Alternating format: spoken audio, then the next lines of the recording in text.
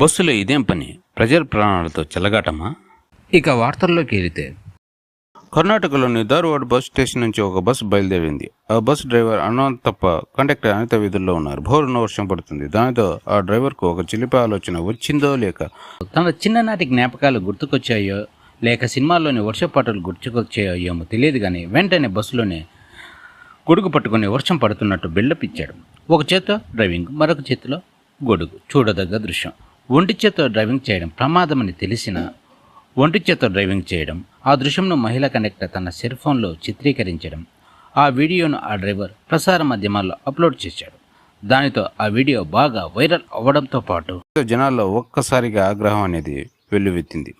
మీ selfie video తగిలయ్యా, జనాల ప్రాణాలతో చెలగాటమాడతారా అంటూ జనాలు ట్రోల్ చేయడంతో ఆర్టీసీ అధికారుల్లో చలనం వచ్చింది. దానితో డ్రైవర్ అనువంతప్ప కండక్టర్ అనితను వివరణ అడిగారు. బస్ టాప్ లీకేజ్ ఏమైనా అయిందా అంటూ.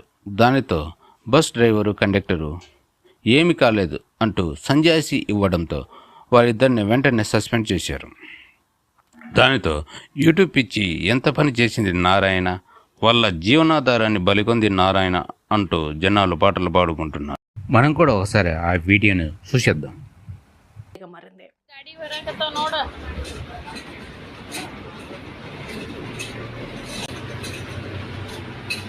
ಇಟ್ಕೊಳ್ಳ ಛತ್ರಿನ